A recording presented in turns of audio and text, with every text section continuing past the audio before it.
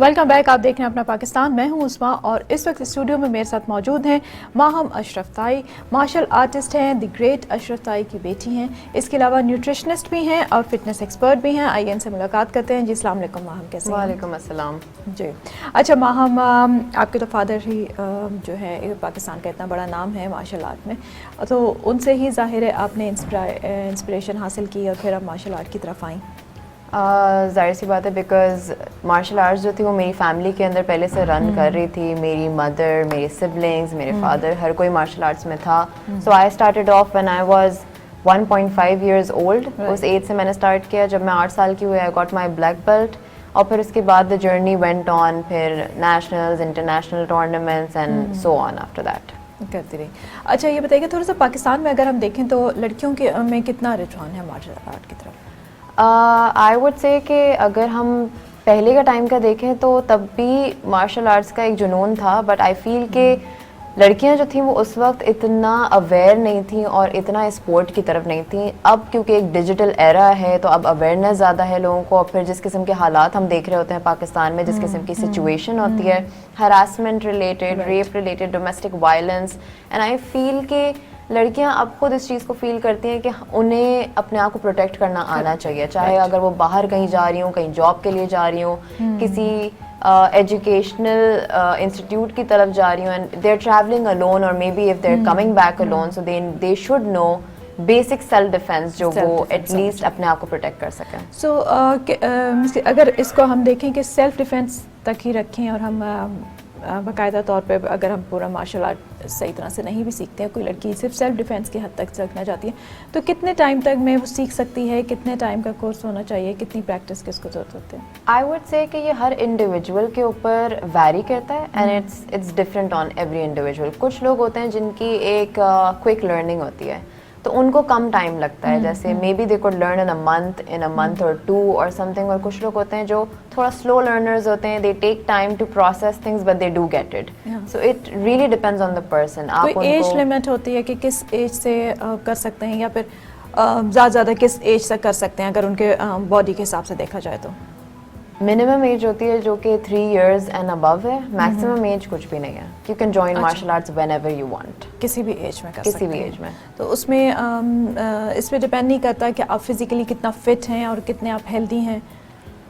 Does that matter कि आपकी bones कितनी स्ट्रॉन्ग है, अब क्या है? It does matter to an extent, but अगर 30s में कोई आ गया है या फिर 40s क्रॉस कर लिए देन फिर भी कर सकता है मार्शल आर्ट, उस वक्त भी सीखा जा सकता है। मेरे इंस्टीट्यूट में ऐसे बहुत सारी लेडीज़ हैं जो अपने बच्चों के साथ सीख रही हैं। ऐसे बहुत सारे मर्द हैं जो अपने बच्चों के साथ हैं। There in their 40s, there in their 50s, there in their 30s, and there still learning martial arts. I feel कि जो आपकी बॉडी वीकनेस होती है, इवन अगर वो है भी और आप मार्शल आर्ट्स ज्वाइन करते हो, क्योंकि वो सिर्फ सेल्फ डिफेंस नहीं है, वो आपकी फिटनेस के लिए भी बहुत अच्छा है, क्योंकि वो आपको एक हेल्थी लाइफस्टाइल दे रहा होता है, एक डिसिप्लिन्ड लाइफस्टाइल दे रहा होता है, which you adapt and it's better for your own future. अच्छा, सेल्फ डिफेंस में कितना हेल्प कर सकता है? क्योंकि अगर हम देखें सिक्योरिटी के हवाले से ही देखा, और स्पेशली अगर हम कराची में देखें तो स्ट्रीट क्राइम्स बहुत ज़्यादा हो रहे होते हैं, लड़कियों के साथ भी बहुत ज़्यादा होते हैं, स्नैचिंग बहुत हो रही होती है।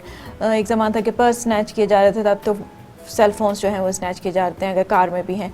तो किस तरह की ऐसी टेक्निक्स होती हैं जो सिंपल थोड़ी टेक्निक्स हों, लेकिन अगर वो आ जाएं तो आप जो है अपने आप को प्रोटेक्ट कर सकते हैं, अपने आप को बचा सकते हैं? और ऑब्वियसली जब आपके पास ऐसी टेक्निक्स होंगी तो आप में थोड़ा एक कॉन्फिडेंस भी आता है, एंड यू नो दैट कि अगर कुछ भी आपके साथ होता है तो you will be able to protect your self and your family. I feel कि because martial arts is this entire process जिसके अंदर you go step by step. एक बेसिक से होता है, फिर उसके बाद एक एमेच्योर लेवल पर आते हो, then there is this intermediate level and then you go to an advance level. So that's why we have these different levels which are divided into 7 belts. That's from white, yellow, orange, green, blue, brown, black, and then you go ahead. So whenever there, जैसे हम अगर self defense या crime के बारे में बात कर रहे हैं, so there are different self defense techniques for every single crime. Whether it is rape, whether it is sexual harassment, या फिर कोई आपका हाथ आके पकड़ रहा है पब्लिक में, किसी ने आपके बाल पकड़ लिए, किसी ने आपको पीछे से आके पकड़ लिया, may be someone's kidnapping you, किसी ने आपके सर पे गन रख दी है, कोई आपको थप्पड़ मारने वाला है, जितनी भी ये सारे ऑफेंसिव अटैक्स होते हैं उन सब के लिए आपको सेल्फ डिफेंस टेक्निक बताई जाती है। But it's not just the technique, I feel it's even this के मार्शल आर्ट्स करने के बाद, ठीक है, अगर मैंने आपको एक दफ़ा बीइंग अ लेमैन, अगर मैं आपको एक دفعہ ٹیکنیک میں نے آپ کو بتا دی, would you have the confidence to use it on someone? Use it, yes, That's where I feel it's necessary کہ you need to have this practice and you need to have this confidence to use it. ہاں obviously جو martial art سے ہی آئے گی obviously when you start training and you practice more, تو تب آپ کے پاس یہ کانفیڈنس آتا ہے. اچھا اگر دیکھا جائے عورتوں اور مردوں کا دیکھا جائے تو فزیک بہت ڈفرینٹ ہوتی ہے, ٹھیک ہے. مرد اوبویسلی ایک اسٹرانگ ہے, اس میں اسٹرینتھ زیادہ ہوتی ہے, لڑکیاں ویک ہوتی ہیں. تو مارشل آرٹ کے تھرو اگر جو ٹیکنیکس وہ سیکھتی ہیں تو will they be able to handle a man اگر ان کے اوپر کوئی اٹیک کرتا ہے. اچھا بہت سا ایسا ہوتا ہے کہ اگر ہم باہر کی بات نہیں بھی کریں کہ سڑک پہ جا کے کسی کے ساتھ ہو رہا ہے, ڈومیسٹک وائلنس بھی بہت سے خواتین کے ساتھ ہو رہا ہوتا ہے, اور وہ اس میں وجہ یہی ہوتی ہے کہ وہ اس قابل نہیں ہوتی کہ وہ اپنے گھر میں یعنی کہ کسی شوہر کی طرف سے ہوتا ہے, باپ کی طرف سے بھی اکثر ہوتا ہے, بھائی کی طرف سے ہوتا ہے, تو وہ اس کو جو ہے آگے سے کاؤنٹر کر سکیں یا اس میں جو ہے آگے سے کوئی جواب دے سکیں, نہیں دے پاتی ہیں, اور اس لیے وہ پٹتی رہتی ہیں اور اس ظلم کو برداشت کرتی رہتی ہیں. تو کیا اگر مارشل آرٹ میں کوئی انہیں ٹیکنیکس آتی ہیں تو بے شک اگر وہ فزیکلی ویک بھی ہیں تو کر سکتی ہیں, مقابلہ کر سکتی ہیں مرد کا؟ آئی فیل کہ سب سے پہلے جو ہے نا ہم عورتوں کو یہ لیبل کرنا بند کر دیں کہ وہ فزیکلی ویک ہیں, بیکاز جب تک ہم یہ سمجھتے رہیں گے, اگر میں اپنے آپ کو بار بار یہ بولوں گی کہ میں فزیکلی ویک ہوں تو میں سوچنا بھی ایسے ہی شروع کر دوں گی. نہیں لیکن دیکھیں اگر کوئی بھی مرد آ کے ہاتھ پکڑتا ہے آپ کا زور سے تو اوبویسلی آپ کا اس سے اپنا ہاتھ چھڑانا جو ہے وہ اتنا آسان نہیں ہوگا ایک عورت کے لیے. اگر وہ اس کو کوئی ٹیکنیک نہیں آتی ہے, اس کو کوئی طریقہ نہیں آتا, تو اسٹرینتھ وائز میں یہ کہہ رہی ہوں. اسٹرینتھ آبویسلی ویری کرتی ہے, بٹ آئی فیل کہ ہر چیز اسٹرینتھ پہ ڈپینڈنٹ نہیں ہوتی. اگر عورتیں فزیکلی یا اسٹرینتھ وائز ویک ہیں بھی comparatively to main, I feel کہ وہ ایموشنلی بہت اسٹرانگ ہوتی ہیں. Women are emotionally more strong and women are more sensible. تو مارشل آرٹس کا تعلق اسٹرینتھ سے نہیں ہے اتنا جتنا ٹیکنیک اور سینسز سے, کہ آپ کے سینسز اس وقت کتنے کام کرتے ہیں, how clever you are to tackle that situation. زور آزمائی کرنا ہمیشہ آپ کو سچویشن سے باہر نہیں نکالتا, کبھی کبھی وہ آپ کے لیے ہی نقصان دہ ہو جاتا ہے. پر اگر آپ کا دماغ چلتا ہو, آپ کے سینسز کام کرتے ہوں, آپ کو اپنے اوپر کانفیڈنس ہو, تو آپ اپنے آپ کو بچا سکتے ہو آرام سے. But you need to stop panicking. جیسے کچھ عورتیں ہوتی ہیں وہ ایک دم سے سچویشن میں پینک کر جاتی ہیں, تو اس وجہ سے وہ سچویشن کو ہینڈل نہیں کر پاتی اور وہ سچویشن اور ورس ہو جاتی ہے. I feel you need to stay calm and think what are your possible ways to get out of that situation, even if it's domestic violence. اگر ہم دیکھیں تو اس میں بھی عورتیں جو ہیں وہ ایک دم سے پینک کر جاتی ہیں اور وہ اس چیز کو برداشت کرتی رہتی ہیں. آئی فیل کہ سب سے پہلا اسٹیپ اگر آپ اپنے آپ کے ڈیفینس کے لیے, اور if you want to protect yourself, you should raise your voice, you should have the courage to say no.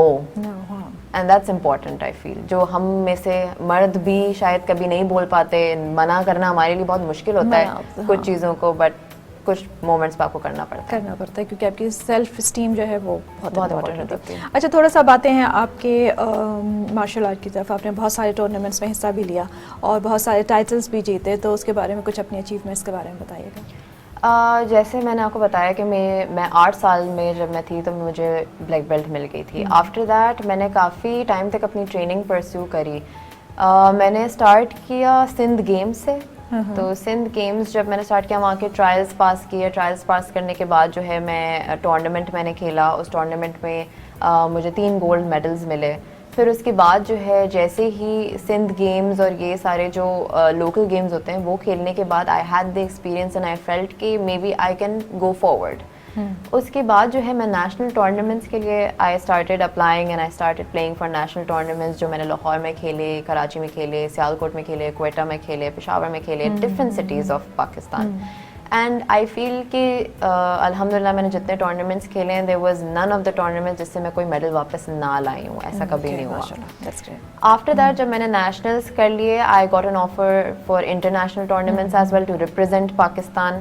And my first international tournament was in Malaysia and it was a muay Thai tournament, جس میں نے پاکستان کو represent کیا. وہاں پہ ایک different record تھا ان کا اور ایک ڈفرینٹ اسٹائل تھا, کیونکہ جو اسٹائل آپ پاکستان میں جو میں کر رہی تھی وہ وہاں پہ اویلیبل نہیں تھا, بٹ ان کا اسٹائل ڈفرینٹ تھا and you had to play according to their rules and their style. So I had to learn what they were doing. So it was a different experience as well. مجھے ایک اچھا exposure بھی ملا, میں نے ایک نیا گیم بھی سیکھا.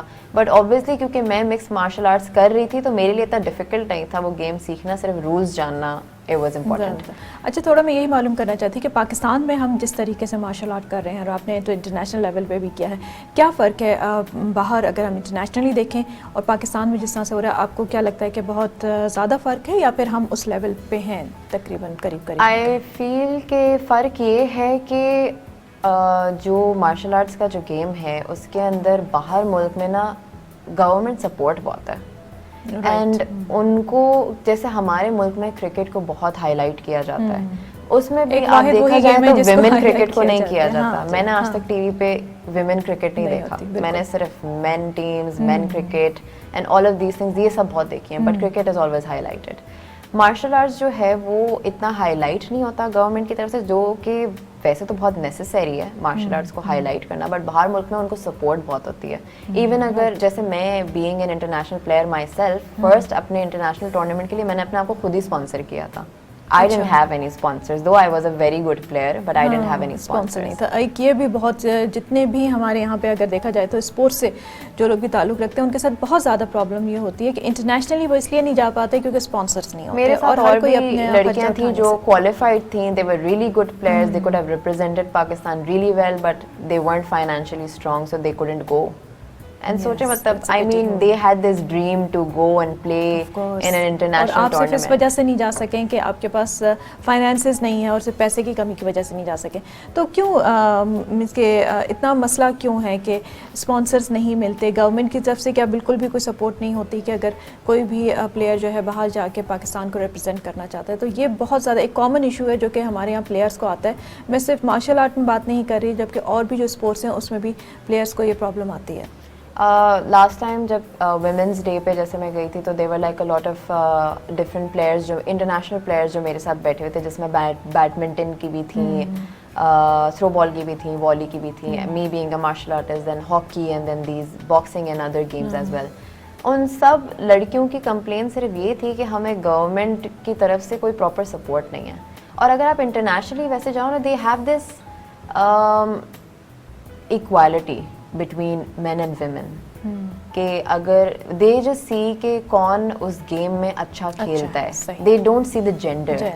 یہاں پہ it's like you see the gender first, کہ ٹھیک ہے یہ لڑکی ہے, یہ باہر جائے گی, she's just going to waste our money and she's not going to win or come back with anything. Second option آپ لڑکی کو رکھتے ہیں, پہلا آپ جو ہے وہ لڑکے کو ہی دیکھتے ہیں. But I wanted to prove this wrong, اس لیے میں نے اپنے آپ کو اسپانسر کیا. I went for tournaments. جب میں ملیشیا سے جیت کر آئی ہوں gold medal, so it was a complete label اور stereotype جو آپ کو کرا جاتا ہے نا کہ عورتیں کچھ نہیں کر سکتی ہیں, وہ مردوں کے مقابلے میں نہیں ہوتی, اسپیشلی مارشل آرٹس جیسے گیم میں, کیونکہ اس کو بہت ایک اگریسو گیم سمجھا جاتا ہے.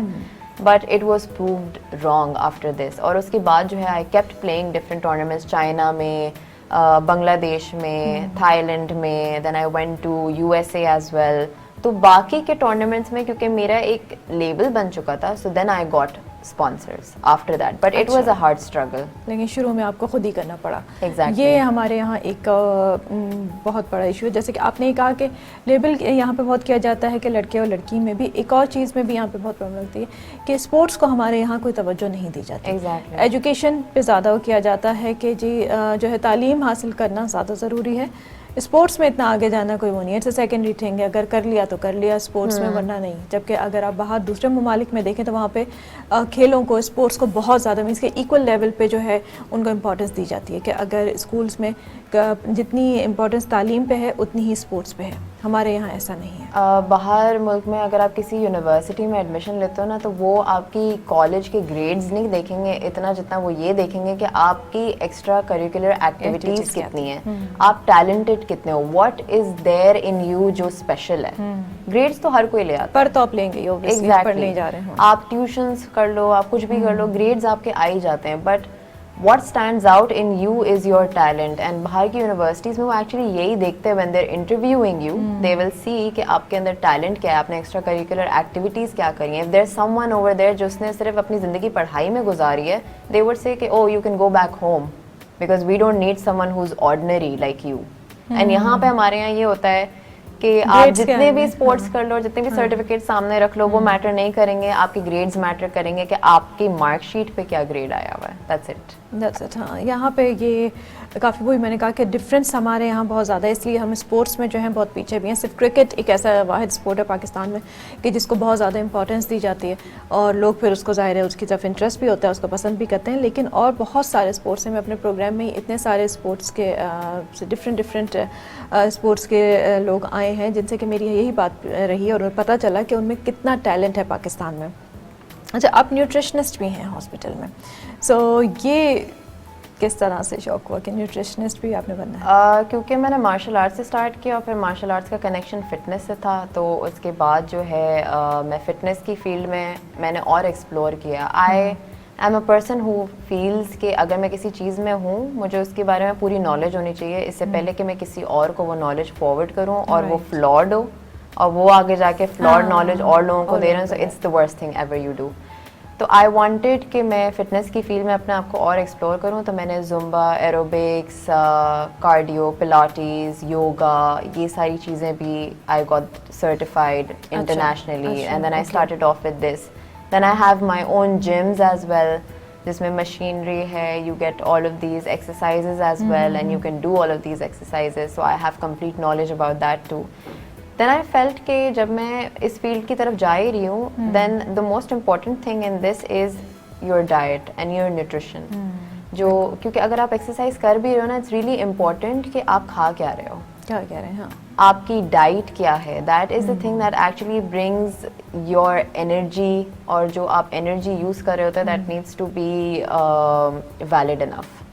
جیسے کچھ لوگوں کا میں نے یہ دیکھا کہ فٹنس کی فیلڈ میں بہت ساری عورتیں, ایون مین, کی نالج جو ہوتی ہے وہ ڈائٹ کے حوالے سے یہ ہوتی ہے کہ اگر ہمیں پتلا ہونا ہے تو ہمیں فاقے کرنے ہوں گے, ہمیں کچھ کھانا نہیں ہوگا, ہم بالکل براؤن بریڈ اور بوائلڈ چیزوں پہ چلے جائیں گے, تو we will lose weight fast. That does happen because اگر آپ کھانا چھوڑ دو گے تو you will lose weight. But that's not a healthy way. Exactly, it actually وہ آپ کے فیس پہ نظر آنا شروع ہو جاتا ہے, وہ ویکنیس ہوتی ہے. وہ یہ نہیں ہوتا کہ you are losing weight in a healthy way, you are just becoming weak, that's it. So we need to have this awareness that we need to lose weight in a healthy way جو ہماری health کو affect نہ کرے, but it should actually make our health more strong and more beneficial for our body. بالکل, because آپ جو کھاتے ہیں آپ وہی نظر آتے ہیں, تو that matters کہ آپ نے کتنا لینا. ویٹ ضرور لوز کریں لیکن بیلنس طریقے سے کہ آپ کی جو ہے وہ ہیلتھ خراب نہ ہو. اور اس میں وہی بہت زیادہ ضروری ہوتا ہے کہ صرف فاقے کر لینے سے, کھانا پینا چھوڑ دینے سے وزن تو کم ہو جاتا ہے لیکن ساتھ ساتھ صحت بھی ختم ہو جاتی ہے, اور اسٹرینتھ جس پہ کہ ہم بات کر رہے ہیں وہ تو بالکل نہیں رہتی. بہت شکریہ ماہم پروگرام میں آنے کا, بہت اچھی آپ سے بات چیت رہی. انشاءاللہ آپ آگے پاکستان کا اور نام روشن کریں گی اپنے فادر کی طرح. اور اس کے ساتھ ہی ایک چھوٹا سا بریک ہے یہاں پہ. بریک کے بعد آپ سے دوبارہ ملتے ہیں اپنا پاکستان میں. Stay with us.